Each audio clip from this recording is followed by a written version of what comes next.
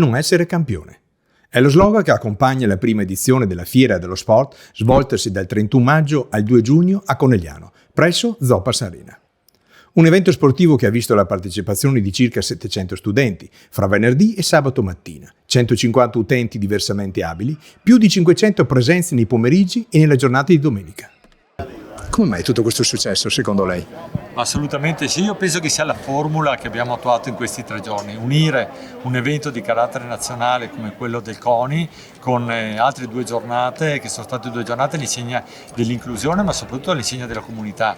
Cioè, le scuole invitate dei ragazzi normodotati insieme ai ragazzi diversamente abili, ma era tutt'uno, cioè la possibilità dei ragazzi e delle loro famiglie di provare gli sport, di capire quanto è bello stare assieme e di passare queste giornate all'insegna dell'allegria, per cui non solo grandi campioni che comunque sono passati, ma anche e soprattutto un grande senso di comunità, di fratellanza, di unione e la capacità di imparare gli uni dagli altri, perché tutti abbiamo bisogno di imparare qualcosa e questi 3 giorni ha arricchito tutti. È stato l'anno zero. Nei prossimi anni sono sicuro che miglioreremo anche i pochi aspetti negativi che ci sono stati, ma devo dire un successo, come hai detto te, oltre ogni aspettativa. Un'iniziativa che ha visto il coinvolgimento di 14 associazioni sportive, con istruttori preparati ed empatici, che hanno fatto praticare ai giovani 12 discipline per socializzare e divertirsi.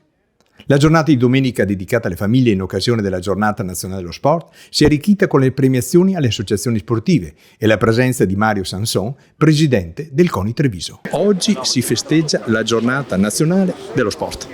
Sì, in tutta Italia, oggi, la prima domenica di giugno, come ogni anno dal 2003.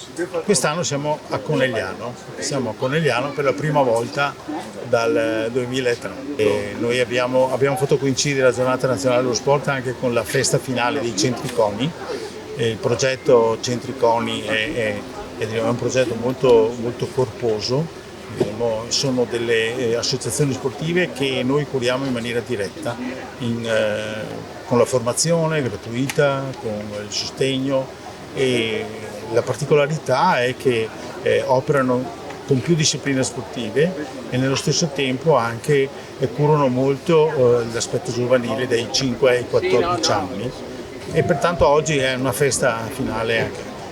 A questa festa partecipano anche le associazioni di Conegliano, appunto fino a questa sera alle 18 al corollario di quella che è la Giornata Nazionale dello Sport.